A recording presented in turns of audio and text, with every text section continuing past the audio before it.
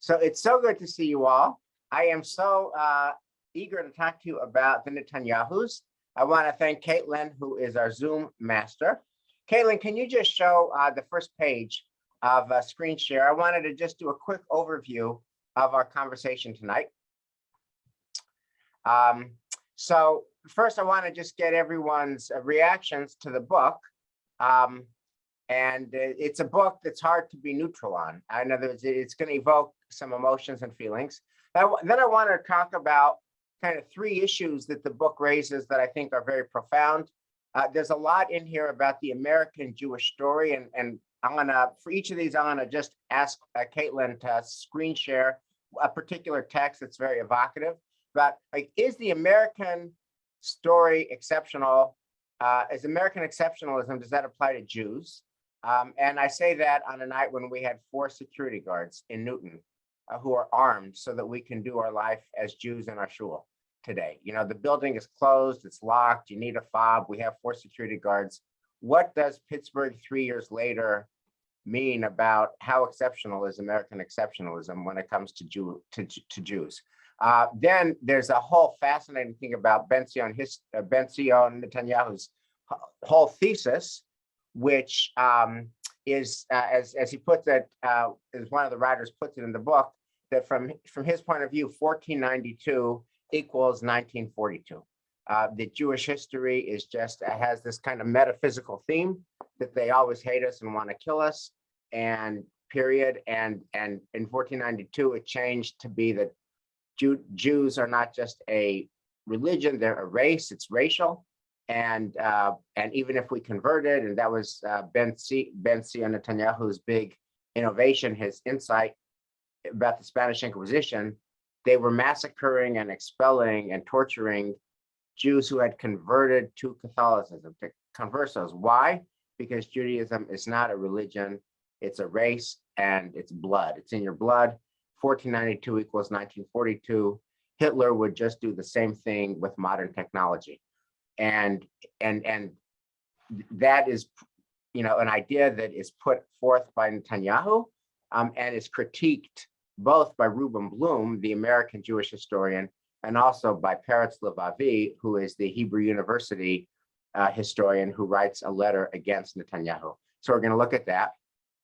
There's a lot of generational conflict, which and I'm going to focus on the painful Thanksgiving, confrontation between Henya and Judy, and we'll look at that. And then I wanted to really ask you a real question. It's not a rhetorical question, and it's a question I don't have the answer to. There's a lot of extreme stuff in this book. You know, Judy's getting her nose bashed in is extreme.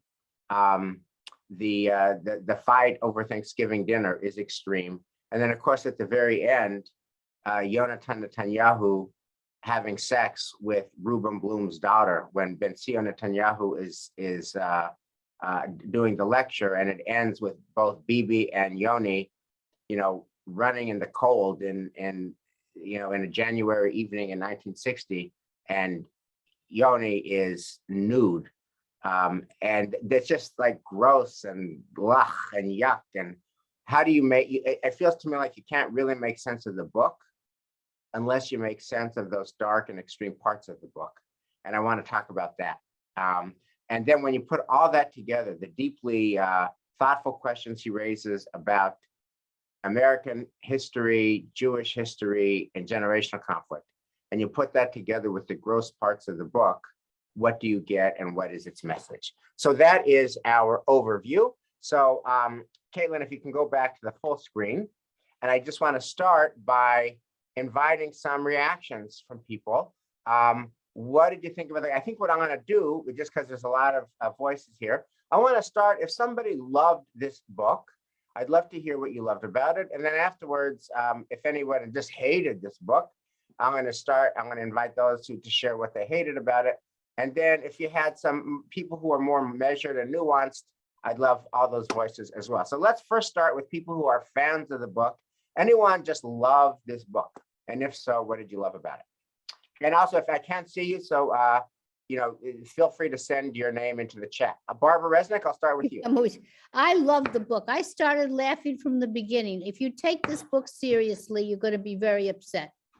He's making everything terrible. And somewhat everybody fears. We had a movie once, Moscow Cocktail, where the teenager who's a Russian Jew but living in Germany is the teenager, and he fantasizes about what the Germans are thinking about him all the time. And this is a fantasy of what it could be the worst possible things that we ever think about.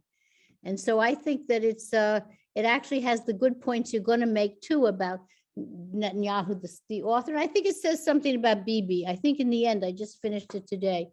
He's talking a lot about Bibi and some of the way he ran his life. And that's what I thought interesting. But yeah, and that, by the Barbara, I think that's one of the things about it that's so interesting is that the reader knows what Reuben Bloom in 1960 does not know, which is this Israeli pariah who is ostracized by Israel, has a son who uses his outsider status to become Israel's longest serving prime minister. And Bibi will internalize a lot of his son's, Bibi will internalize a lot of his father's outlook. 1492 equals 1942. And then he'll bring that to the Iranian nuclear deal.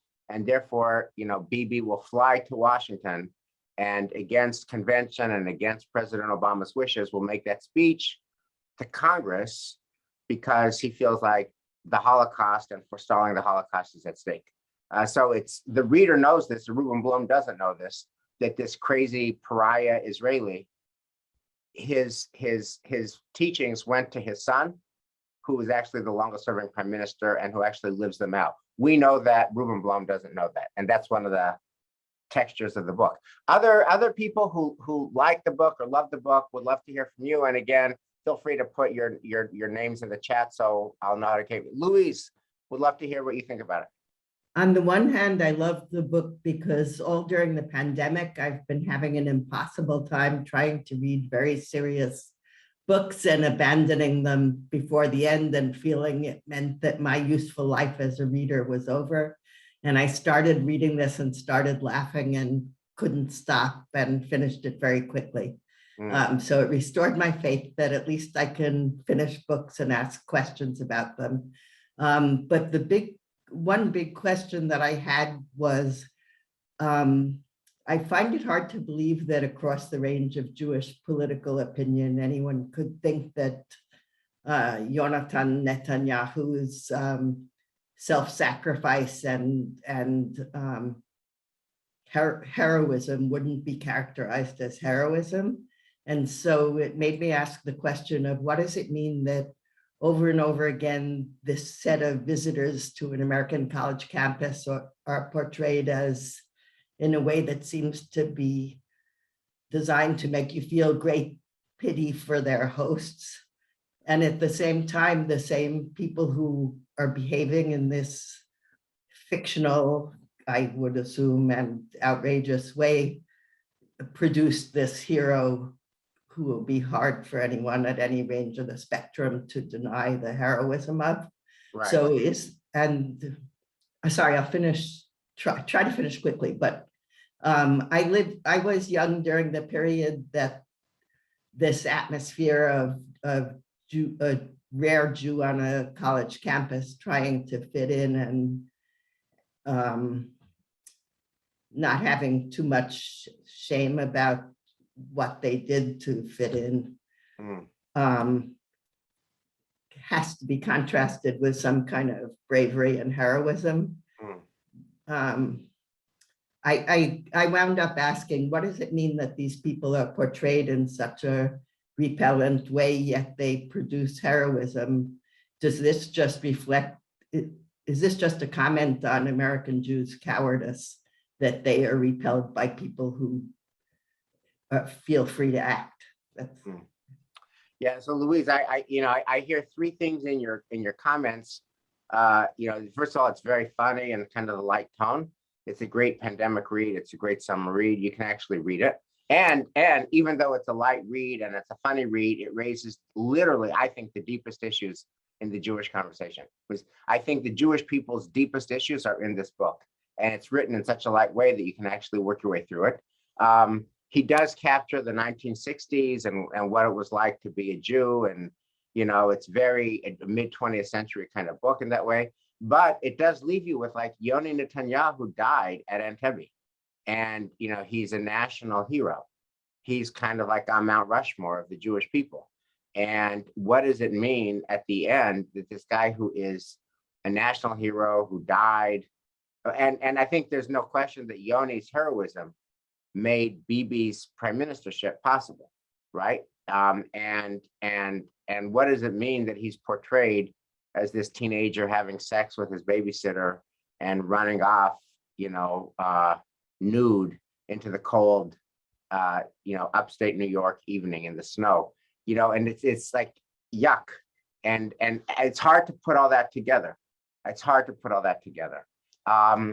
Let me just take one more comment as somebody who really loves the book, and then we're going to turn to people who have some other concerns. Anyone else want to speak in praise of the book? And if so, what you loved about the book? Anyone?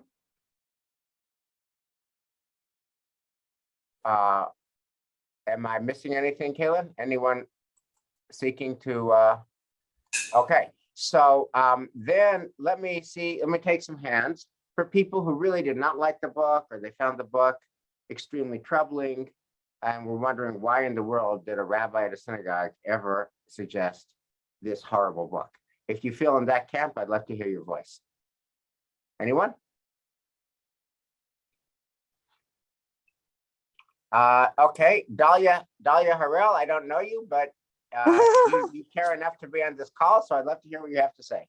Hi. So actually, some of what I have to say has been said by Louise. The book has so much good stuff and interesting stuff in it. And let me say first that the sexual scene per se does not bother me. I've read Philip Roth with no problem.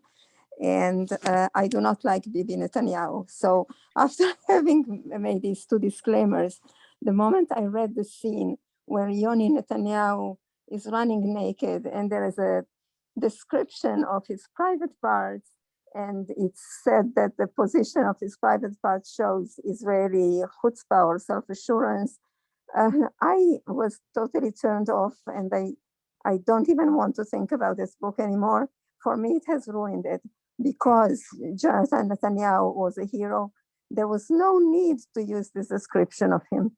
He gave his life at Entebbe. There's no need for this, just to make more, I don't know, to make the book more fun. I don't know what it was. I tried to contact the writer through his publisher, never got a response. But I think this is awful enough for me to be totally turned off by the book. Yeah, so Dalia, I really hear you. I hated that scene. For that matter, there's just like a lot of dark stuff in the book. Reuben has a nightmare that's very dark. The conversation with Alter and Judy at Thanksgiving is very dark. The whole scene where her nose is smashed in is very dark. And then the end is just disgusting. And it really, I shared this with my sister class, but when Michelle, Eliza, and I write a sermon, we always show each other the sermons that we write in draft. And the question is like, what's the point that you want to make? And then, are there any hijackers in your sermon? Is there anything in your sermon that is going to take all the oxygen out of the room and is going to make people distracted so they miss your point? And in that case, we want to kick the hijackers out of the sermon.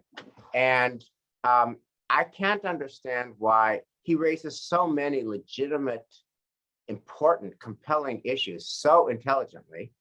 Why does he put this hijacker in at the end?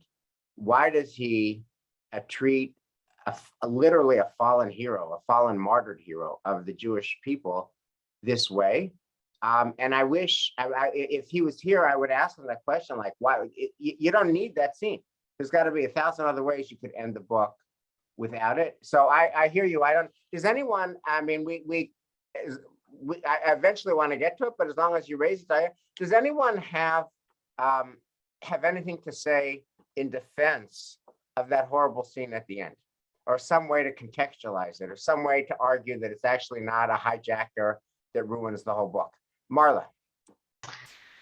I don't even know if I can articulate what I think.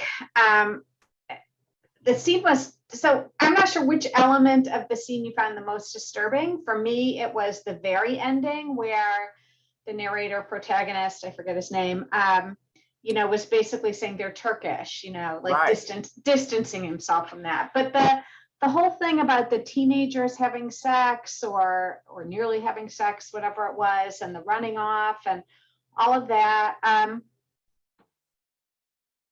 don't know, there was something,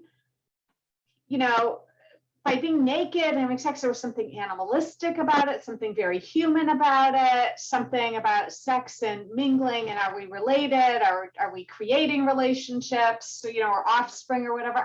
I think there was a lot there that I couldn't even grasp. But I think probably for whatever point he was trying to make, I think even though it was very graphic and like kind of turned my stomach, I think he did it for a reason for his story. Right. And I wish I knew what it was. Yeah, I don't know what the reason is. That's the problem. That was one of my goals for tonight, was to ask folks what it was, because it's such a gross end. It's so unpleasant. I wondered if anyone has any ideas or wants to talk about it later, let me know or put it in the chat. I don't want our whole conversation to be hijacked by it, but Dahlia, I want to say I hear you and I share your concern.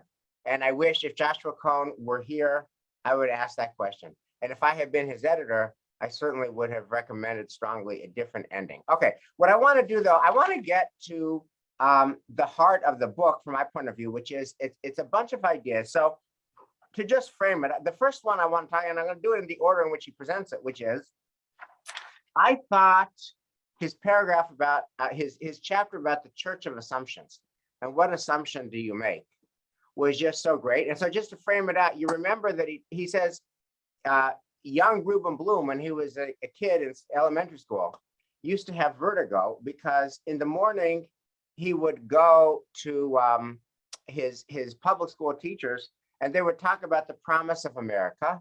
And America wasn't perfect, but it's but it's trending towards better. And the way for the best human experience is for let America become all that it can be, and the rest of the world should be like America. And we're not perfect, but we're getting ever better, and it's as good as any human society is ever going to be, America. And then he would go to his Hebrew school, and the rabbis there would say, "Fair on America. America is just another place where Jews are going to get kicked out. America is just another Mitzrayim." So I just want to, Caitlin, if you can put up page 2 of the handout. Right, and this is just representative. Growing up, my weekday mornings began at another mid-block pile of dignified brick, PS 114, where the gaggle of old maids and young widows who taught there would yell in loud, panicked voices about how America was a country where all men were equal and where probably all women were equal too. A country where we could say what we wanted, where we could be what we wanted, where we could worship whatever God we pleased, and where we could even worship no God, because the law's equal protection covered atheists too, and even agnostics, if they were citizens, were free to choose their future. Then Caitlin, if you'll go to page 3. Okay.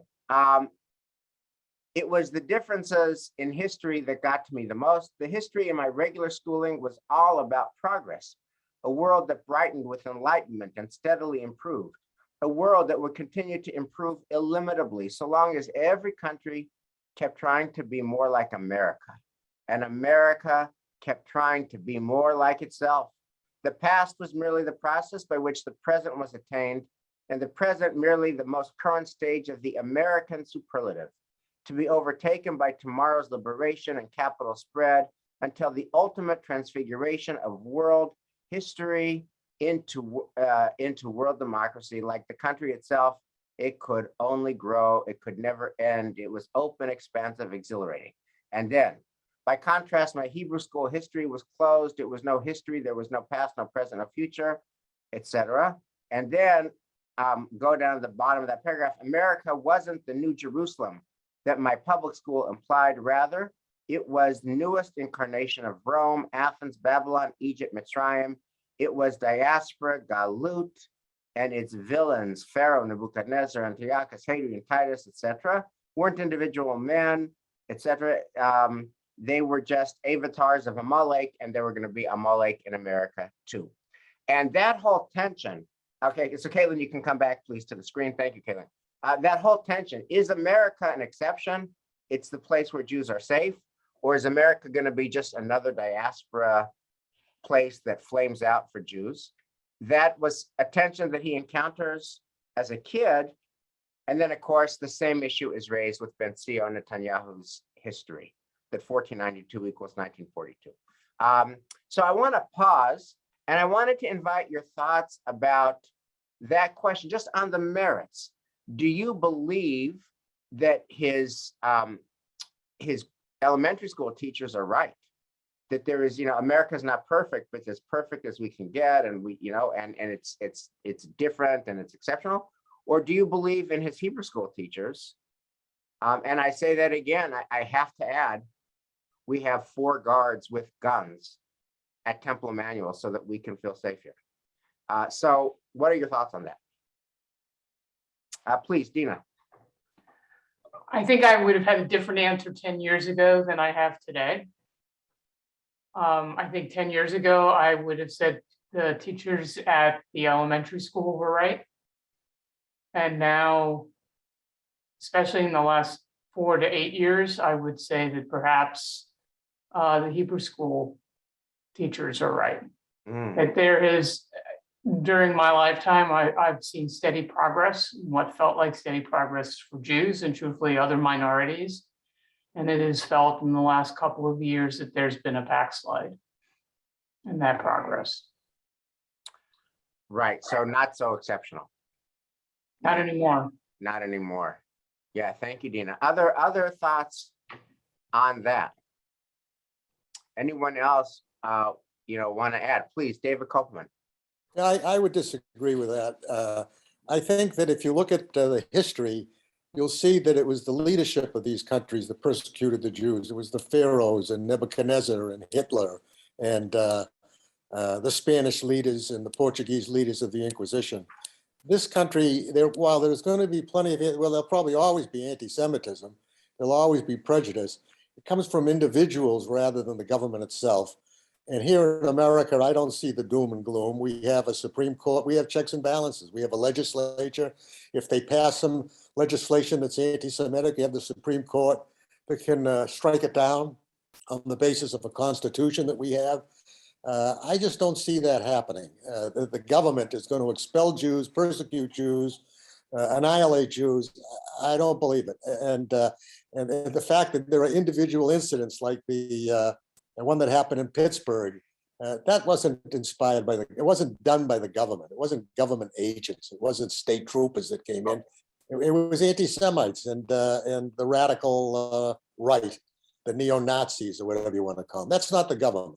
Okay, so let me just ask a question to engage this very lively and very real conversation. Just by a show of hands, let's imagine it's not going to happen, but just hypothetically, the leadership of the synagogue writes an email tomorrow saying that we feel like at this point we no longer need security at the synagogue. And they're not going to be armed guards, and there's not going to be, guardian, and there's not going to be those hefty guys standing guard. And we feel like we're safe. Welcome back to Temple Emmanuel. How many of you would have a problem with that? Right. Okay, let me put it another way. How many of you feel that for you to feel comfortable and safe at Temple Emmanuel, you want and expect security at your temple? How many of you feel that way? Right, so if that's the case, I think it does raise an interesting issue about how exceptional is America exceptionalism. I mean, David, it's hard to deny that in all these other European places, It was the government, it was the leader, it was Hitler, it was the king, it was, it was the leadership of these places that persecuted, massacred, killed Jews. And here, that's not Charlie Baker, and that's not Ruth Ann Fuller, and that's not President Biden, and it was not President Trump before him, and it was not President Obama before him, right? The leadership of our nation does not do that. And yet, I just want to note and just observe that virtually everybody on this call would not feel comfortable coming to Temple Emmanuel unless there's armed guards there. For me, it raises a question about how exceptional is America exceptionalism. I want to just leave that, let that question marinate. By the way, if you're asking the question, why did this schmo rabbi assign this book where Yoni Netanyahu is denigrated in this way? How disgusting, and why are we reading this in a synagogue? I hate that chapter, I hate that scene, but this book raises the issues of the day in a way that I have not seen raised before. I want to go to the next issue, which is on the nature of Jewish history. And I think this is just so rich. And what we're going to do is look at both Reuben Bloom's critique, and we're going to look at Peretz Levavi's critique. And I'm so interested to hear what you think. And we're also going to look at the Haggadah. So take a look. So Caitlin, if you'll put on page 4 of the handout.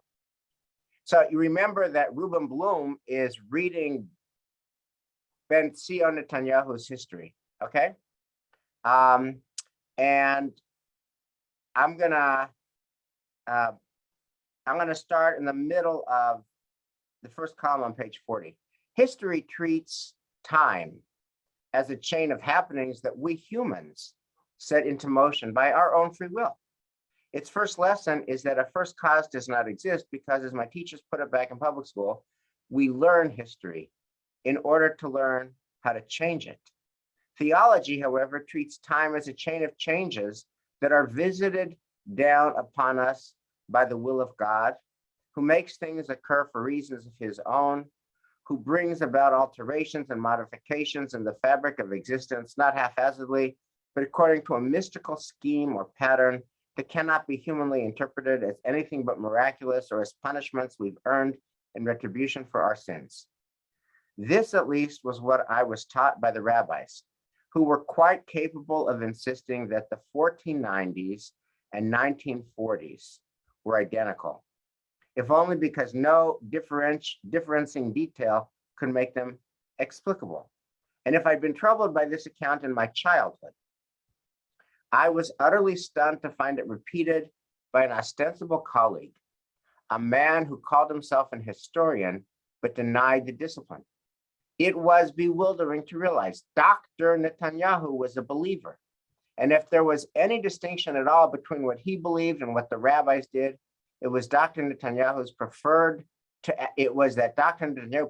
attribute the power of change, not to a deity acting in accordance with an inscrutable design, but to the world's vast stock of Gentiles who acted out of hatred, constantly judging the Jews and oppressing them, and effecting change through their oppressions, converting them, unconverting them, massacring and expelling. This was how Dr. Netanyahu was able to pass off a theology as history. Okay, now,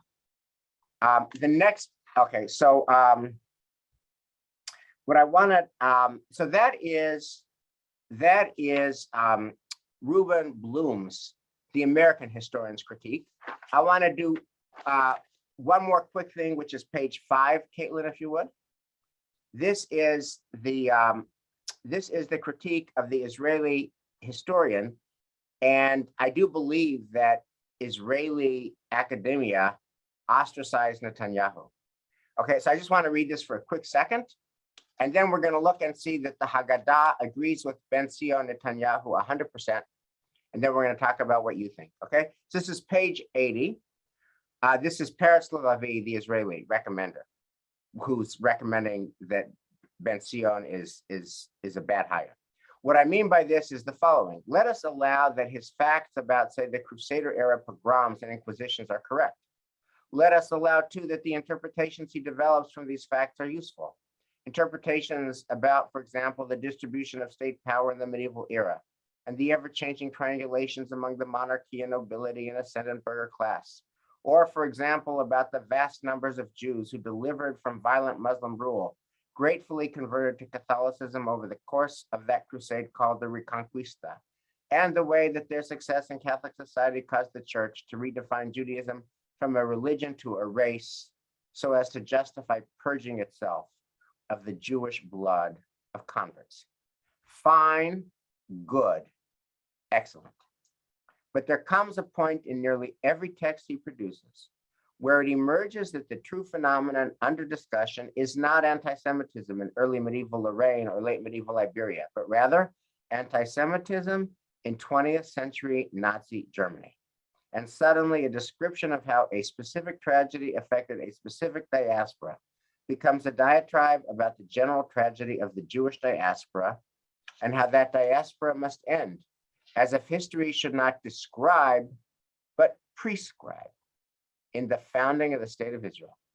I am not certain whether this politicization of Jewish suffering would have the same impact on American academia as it has had on ours, but in any milieu, connecting Crusader era pogroms with the Iberian Inquisitions, with the Nazi Reich, must be adjudged as exceeding the bounds of sloppy analogy to assert a cyclicity of Jewish history that approaches dangerously close to the mystical. Okay, Kaylin, if you can come back.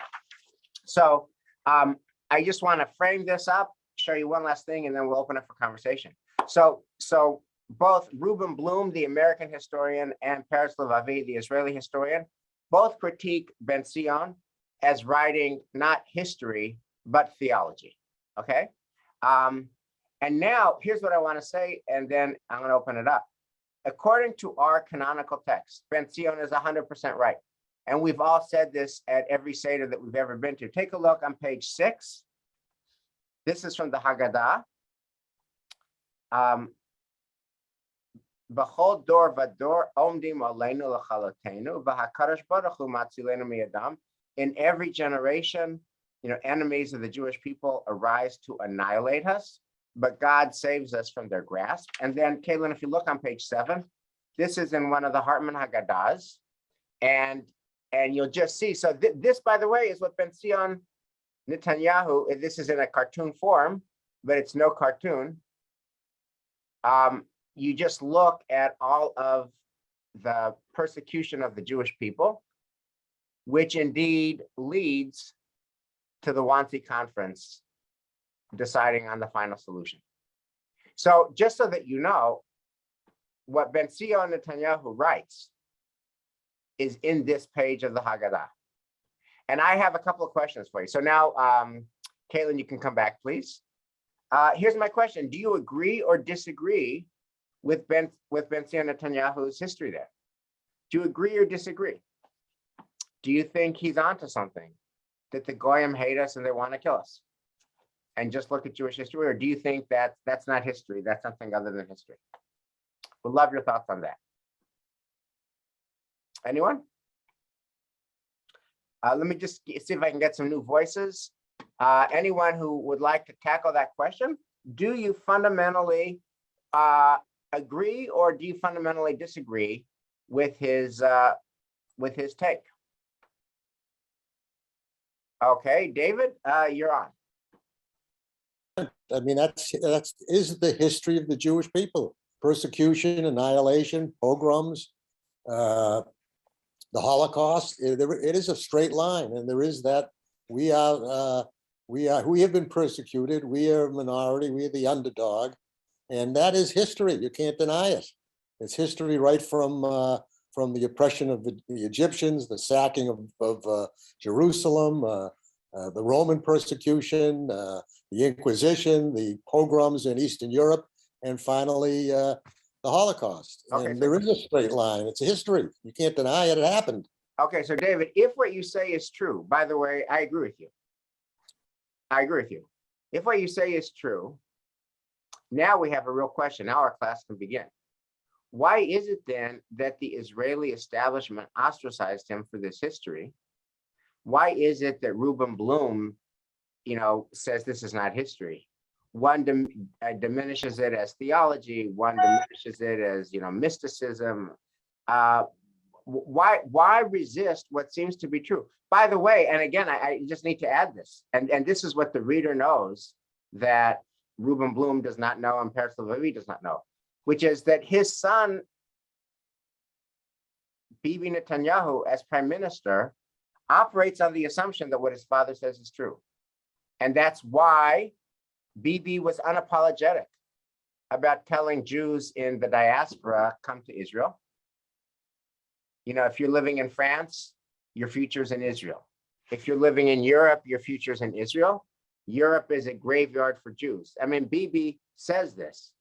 And that is also why, again, he comes to Congress in defiance of the sitting president of the United States, because he feels like the winds of the Holocaust are guiding him there, right? And so the reader knows this. The reader knows this is no mere academic. I mean, according to the book, it's about should they hire this weird guy in 1960 at Cornell. But we, the reader, knows that the longest serving prime minister in the state of Israel was actually acting out the implications of this history, which Israeli establishment didn't want to accept. And so my question is, if it seems to be true, and it seems to be true, although I'm love to entertain people who have a contrary view, why is it that he was an outsider in Israel? Any thoughts on any of that? Barbara? Continue to talk. Am I muted? No. Yeah, you're good. Okay. Well, first of all, I think because Israelis want to be optimistic. They don't want the view that we were foreordained to perish. Secondly, although we were persecuted throughout our history, and that's what's in our bones, and I agree with that, we also survived. There is history, many people, groups of people who were destroyed by people and never survived. There's no trace of their religion or their rituals or anything. But the Jews have survived, and that's the great story in a way. It's not great to be persecuted, and that's why I think Dara Horn has something to say, that we shouldn't rave about these countries that we come from because they all wanted to get rid of the Jews.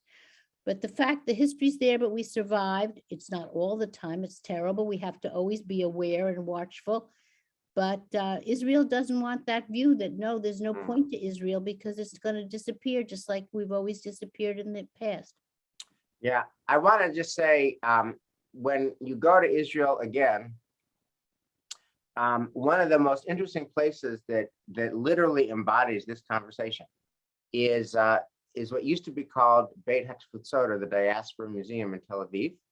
And if you've been there, you know the deal. This is the old Diaspora Museum. It got changed. The name got changed, the theme got changed, and all the exhibits got changed. But the old exhibit, Diaspora Museum, was a story about how we got there, we settled in, we felt like we were at home, we made massive contributions to the society, and they kicked us out. And you see that trajectory at every diaspora community in which the Jewish people have ever lived. And the big question of the Diaspora Museum is the question of this book, is America any different? But everyone else, graveyard for the Jews. That's the old Diaspora Museum. So Shira and I were there in July. That museum no longer exists. They changed the name in the same place. They changed the name from Beit HaTfutzot, the Diaspora Museum, to Anu, which is us, we, like it's called we, like WeWorks, we, Anu. And the entire thing is a celebration of multifarious, diverse Jewish communities everywhere. And there's no edge that if you're in a diaspora community, you're going to die. It's a celebration of diversity. And so it's kind of the conversation we're having here in a museum. Dina Bernstein and then Dalia. Dina.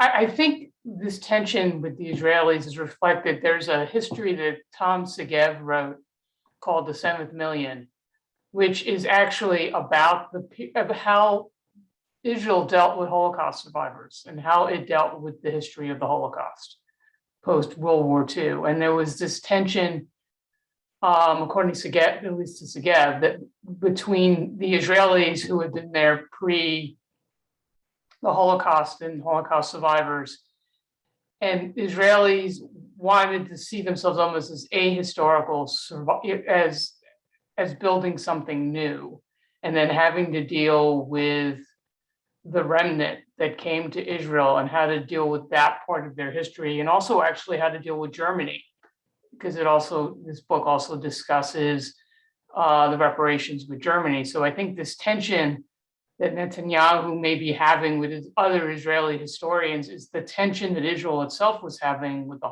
Holocaust post-World War II, that they didn't want to accept that the reason that Israel existed was because of the Holocaust.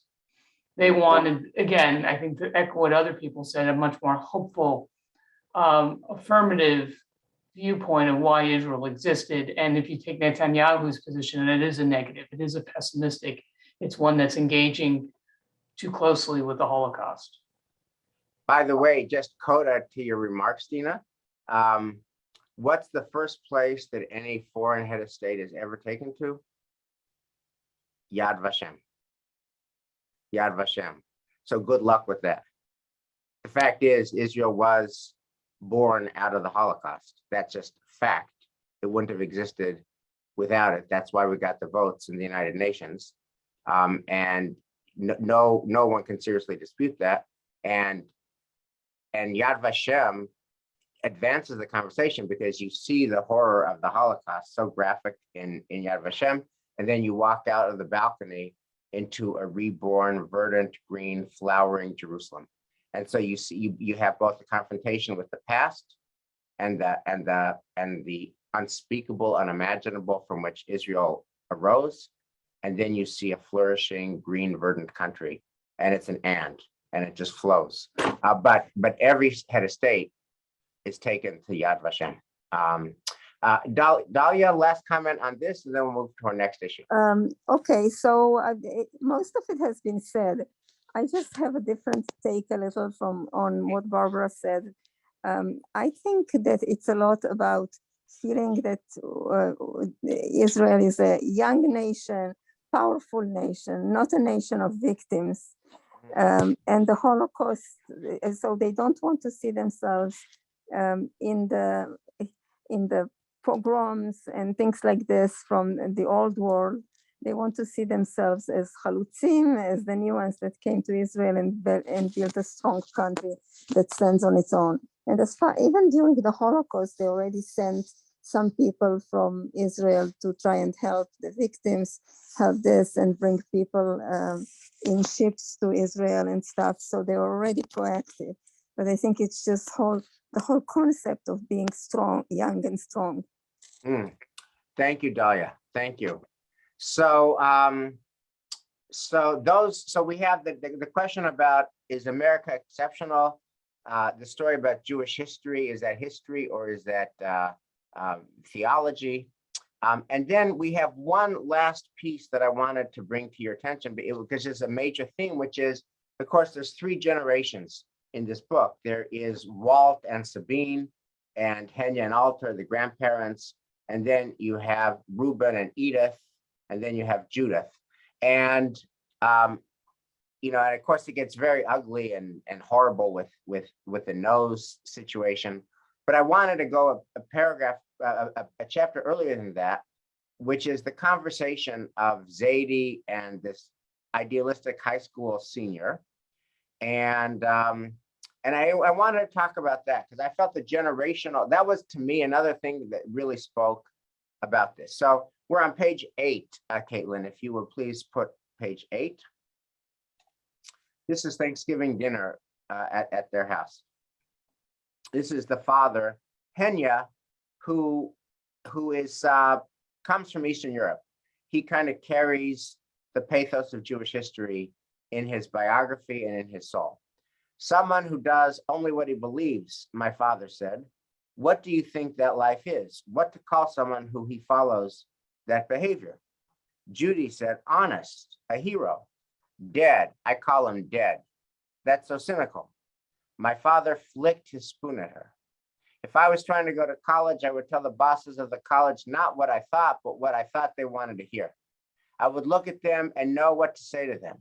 And from that, I would be picked by them and everyone would get what they want. They get the opinions and me the college. That's my advice, and it's the best advice, even though the man who gives it never went to school in this country in his life. Here I worked, and in Kiev, I went to Cheder. You know what is Cheder? Yes, no. It is school for Jewish children, that is Cheder. And he fell again to spoon tapping. But that's not the subject. The subject is fairness, not Cheder or how I never had a proper education. He met Judy's gaze. I would not tell a college what I tell you now, what I think about fairness, because I'm not a putz.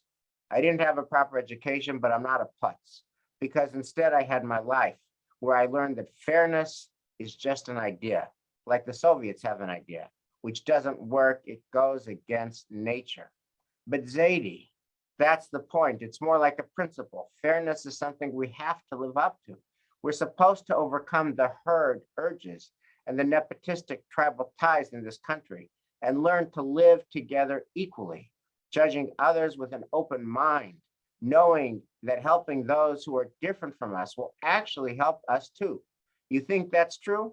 I've been in factories, I've been in unions, I've been kicked in the car, in the ear on both sides of the picket line, but I've never seen it. Maybe you have to open your eyes. Caitlin, if we can come back, thank you. So there's a lot about generational difference. And I wanted to ask how that landed, the whole generational difference landed for you reading this book. Anyone wanna offer some words on that? Let me just see if I have any takers. I'll just, I'll tell you, I'll share the following and maybe that will unlock some thoughts. In May, with the war, that created an inflamed place of generational divide in a lot of Jewish families. Parents and grandparents and children and grandchildren had very different views. That was the case with my kids, who have very different politics on Israel than I do. And when the war was happening, you know, they were sending us stuff on the family thread. And I said, I don't, this is not productive. This is not helpful. Please don't send us. We'll talk about it. I turned 60 over the summer. Then we had an Airbnb in the Berkshires, and my kids all live in different places. You know, they're old now. They're 26, 30, and 32. You'll come and we'll speak in person. We'll have an in-person conversation about Israel, and we'll engage our differences. And they all came, and I was dreading this conversation. And then in the end, all of us decided, me and my wife and our kids, let's not do this because it's just too unpleasant on what's going to happen with this. So we agreed to just not engage. That's me and my own kids on Israel. So I want to say, to me, one of the things about this book that I thought was really nailed it was how different generations are on these important issues. You know, you have this idealistic kid, high school senior, who believes in fairness, who believes in suppressing herd instinct, who believes that when you engage difference, you help yourself, etc. And you have the grandfather who just thinks that's malarkey. And I guess, you know, so I guess my question to you is, did this book at all connect with you at that level of how do we talk to our generations about their very different convictions? And it's not limited to Israel. You know, talk to your kids about, you know, to many of our kids, the word billionaire is a horrible indictment. The fact that there are billionaires is a horrible indictment. Capitalism, like, it's amazing. Like words that to me, I grew up with my mother's milk. Capitalism, good. To our kids, capitalism, billionaires, inequality, caste, you know, just like such fundamental differences. And I'm wondering if if this book gave you guys any insight about the generational differences in your own families.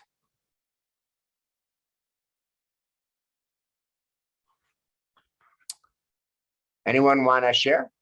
If you don't want to, that's fine too. But if anyone wants to share, this is a good space. And if not, that's cool. David, thank you. The same thing exists in my family. I'm a big supporter of AIPAC and Zionist organizations and the ZOA. And my granddaughter is a member of Peace Now, Peace at Any Cost. And we'll argue the Palestinian side of some arguments that Israel's unfair, treats its Palestinians unfairly.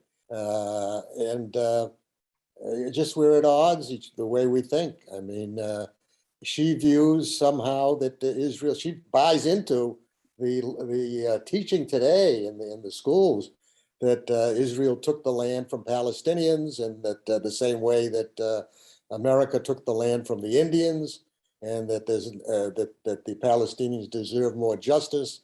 I see them as terrorists who want to destroy the state of Israel. So I have that huge divide between myself and my granddaughter. And David, thank you for sharing that. How do you navigate that divide? And does that divide on those issues affect your relationship with her? No, it doesn't affect my relationship, but I tried to discuss it once. She gets very emotional. And so I've decided that rather than stoke her emotions and make her uncomfortable, I just decided not to really talk about it too much. But I do send her emails with my point of view. Whether she deletes them or not, I don't know. Thank you, David. Marla. So I think the book addressed this most significantly at the very end, where the narrator, says to the police, they're Turkish or whatever. And that's about, he was embarrassed to be Jewish, or embarrassed to be affiliated with those Jews, or embarrassed, whatever. And I think that's what my kids' generation, my kids are all in their 20s, that it's like tikkun olam gone too far, where we care more about the other than ourselves. And there's, I think there's like the propaganda, whatever you want to call it, the zeitgeist is, I think the generation is being kind of seeded with people who are embarrassed to be Jewish, or embarrassed to be affiliated with Israel, or embarrassed in the same way that the narrator is in the book. I think, Marla, that is the Jewish people's biggest problem. If I were to ask, what is the Jewish people's biggest problem? It would be that, exactly what you said, that the rising generation just has fundamentally different point of view on Israel. Fundamentally different point of view. Which is to say that there aren't some kids who aren't that way. There are, but it does feel like many, and these are kids who got, education at synagogues and day schools and Hebrew schools, and went to Jewish summer camps, and then they go to Columbia or Oberlin or Berkeley or wherever they go, or Tufts or BU or where you name it, and they just have a lot of suspicion, skepticism, hostility towards Israel. And I think it's the Jewish people's biggest problem. I think it's the Jewish people's biggest problem. And yeah, and I think you're right. I think that last line about Turks, I'm ashamed.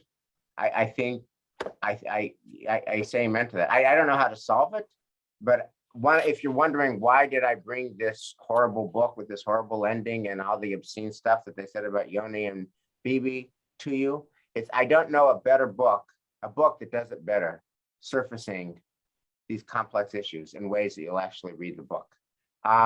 Any other thoughts on the generational difference? And then I want to just zoom out and ask what we get from this book, the message of the book. Ellen Fredberg. I agree with you, Wes. I think the biggest problem we have now is the younger generation that are very pro-Palestinian. That's the easiest way for me to say it. we're really lucky. We don't have that with our children or our grandchildren, except for one who is a senior in high school. And as it happens, we're really lucky. She was in Israel at a high school in Israel last year because of COVID. So she got out of her bedroom and she was able to go to school in Tel Aviv. And she was there during the war.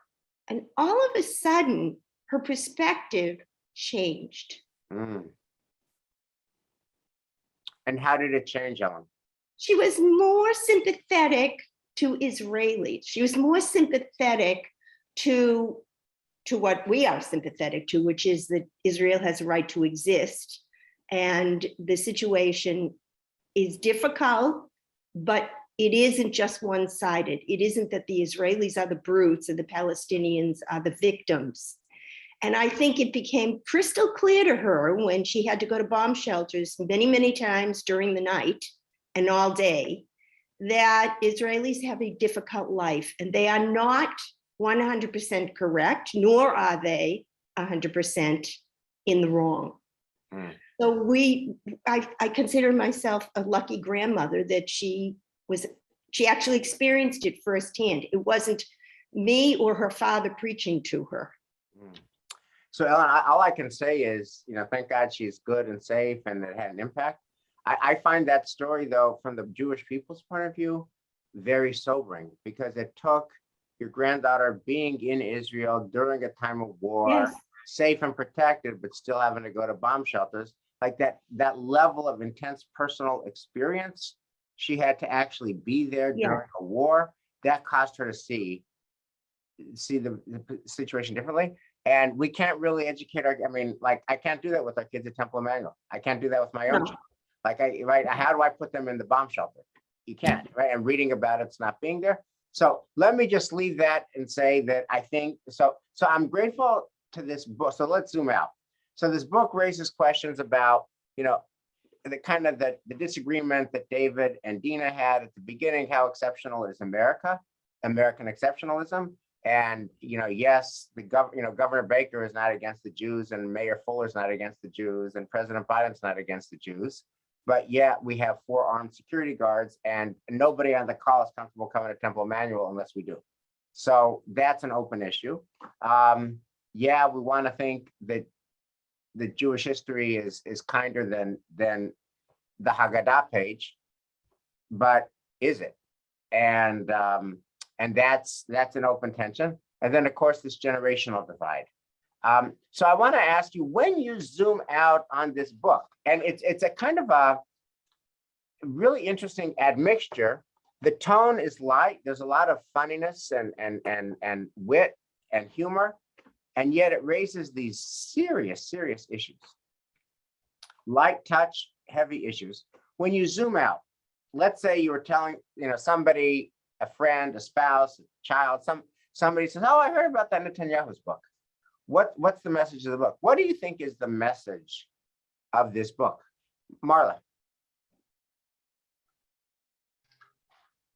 I think the message is what we do today matters, that today is tomorrow's past.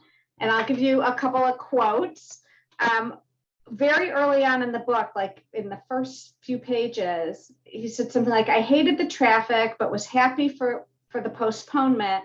A usable past creates," this is my own handwriting, so I can't read it, "creates for the self in order to find meaning in the present." So the idea of shaping the past in a way that helps you today. And then later, I don't know who said it in the book, but I had scribbled down, the past was merely the process by which the present was attained. And then the whole thing at the end, the scene we were all very uncomfortable with, the tearing down of a hero, right? That's what's happening all around us today, whether it's a capitalist billionaire who changed the world and reaped money from it, or other war hero, past heroes, whatever.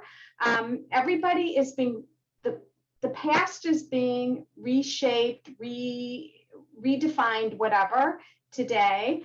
And I think the message is today is tomorrow's past, and we have to be really careful about what we're doing today. Mm. Thank you. I love that, Marla. I love that. I love that. I think that's really profound. Thank you. And just a coda to that again, is that the past of Ben-Zion Netanyahu and his philosophy and the 20 years he wrote that book and all those ideas that he imbued his children with, that's a usable past, and it led to the longest prime minister in Israel's history that put into effect these ideas. So that's the past. You know, what did Faulkner say? The past is not dead, it's not even past. The past is not dead, it's not even past. So I think that's a very urgent theme. Any other takes on an overall message from the book? I'll leave you with one for me, which is, I found this book contains multitudes. Like if you said to me, did I love the book? I didn't love the book. I love some of the ideas in the book. I love the debates that the book engenders, but I hated the darkness and the nightmare and the end and the Turks and all this. There's a lot about the books I didn't like, and there's a lot about the book that I loved.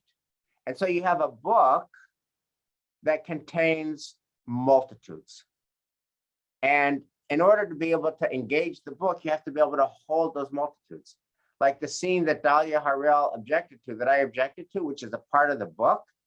Can you see that and own that and then hold all the important issues that it raises that Caitlin put on the screen? And when you think about it, that's also true of our country. Our country contains multitudes. The truth is, David Kopelman is 100% right in what he says about leaders not being anti-Semitic. But Dina Bernstein, I think, is 100% right, that the world has changed materially. And the fact that there's not one person on this call who's happy to come back to the temple with no security guards suggests that. So is America exceptionalism exceptional for Jews?